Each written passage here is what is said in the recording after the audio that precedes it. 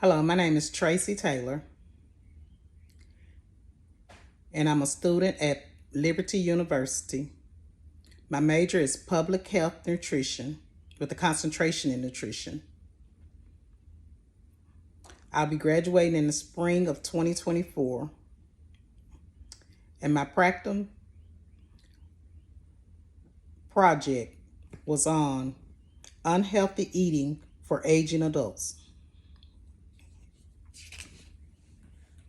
Go to the next slide.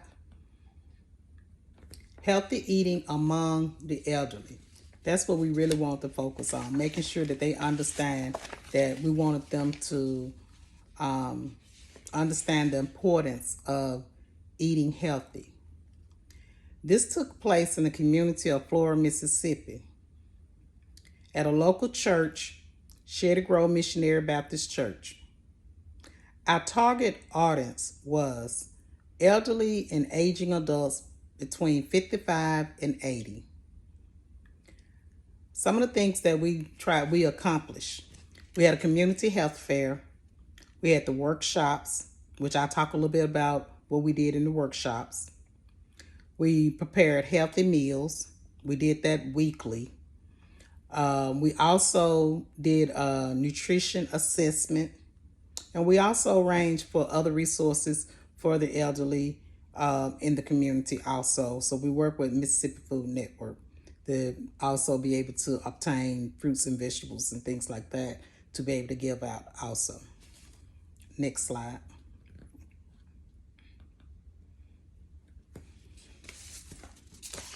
So, as I mentioned, during these workshops, a few of the things that we covered was the importance of healthy eating for elderly adults. One of the things that we tried to make sure that they understood was when they eat healthy, it helps support bone health. Because as you know, as we start aging, our bones are more fragile. So by proper nutrition, they're able to have more healthy bone. They're able to maintain their independence and quality of life. Also, eating healthy also help manage and prevent chronic disease like heart disease, diabetes. So we want to make sure that they understood all these things interact together when you're eating healthy. So this was part of our workshop where we sort of discussed all these things about healthy eating. We also, like I said, we talked about, people that eat healthy, they live longer. They have better quality of life. Also, with rich food that's rich in nutrient, it provides essential energy. It combats fatigue and also promotes daily activities. Eating a balanced nutrition meal also contributes to being in a better mood, your cognitive function, also reducing the risk of depression. A lot of people don't know that, depression. All that is some important factors for eating healthy, especially for aging adults. Next slide. Some of the key nutritional needs for elderly. We went over this also, and we want to make sure that everybody understood these. And we sort of talked about the protein. We talked about, what type of protein they need, like lean meat, poultry, eggs, dairy product. We talked about that in the workshops to let them know that, hey, you need to make sure that you're getting your protein, your calcium, and vitamin D. We talked about good sources of calcium, including the dairy products, the fortified plant-based milk, green leafy vegetables. Vitamin D can be obtained from the sun. So we wanted to make sure they understood that these are things that they need. These are the nutrients that they need. Fiber. If fiber is important for your digestive. So we talked about that. Also making sure that they had healthy fats. Okay, that's your olive oil. So we went into that, all that in our workshops. So we had a really great time with that, and y'all see some pictures at the end. And one of the things that, and I'll talk about a little bit more towards the end, is that we did about some of our challenges that we had. The next slide, key nutritional needs for elderly adults, which I just went over that one, so I apologize about that. We also created a sample meal plan. We created a sample meal plan so they could understand some of the things that we was talking about for as a nutrition meal. So we did sample meal plan, and this is an example of one of them, like what they needed for breakfast, like yogurt, whole grain, muffin, lunch, tuna with mixed greens, dinner, vegetables, brown rice, and so that was a sample meal plan that we gave them. Also, as I said before, we had some challenges and things that we learned. What did we learn? What were some of the challenges that we had? Well, one of the things that we had challenges with was just transportation, for them to be able to get there to the meetings, to the workshops.